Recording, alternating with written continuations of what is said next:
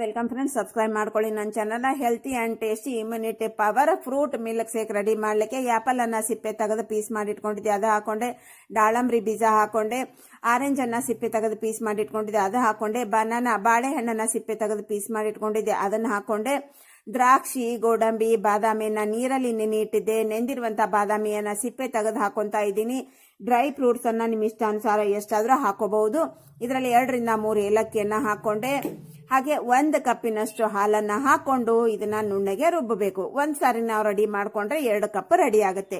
ಈಗ ಮೊದಲನೇ ಬ್ಯಾಚ್ನಲ್ಲಿ ನಾನು ಖರ್ಜೂರನ ಹಾಕದೆ ಗ್ರೈಂಡ್ ಮಾಡ್ಕೊಂಡು ಬರ್ತೀನಿ ನುಣ್ಣಗೆ. ಈಗ ಇದನ್ನ ನೋಡ್ರಿ, ನುಣ್ಣಗೆ ನಾನು ಗ್ರೈಂಡ್ ಮಾಡ್ಕೊಂಡು ಬಂದೆ. ಇನ್ನೊಂದು ಬ್ಯಾಚ್ನಲ್ಲಿ ಲಿಂಬೆ ಹಣ್ಣಿನ ಗಾತ್ರದಷ್ಟು ಈ ಖರ್ಜೂರನ ಹಾಕೊಂಡು ನುಣ್ಣಗೆ ರುಬ್ಕೊಂಡು ಬಂದೆ.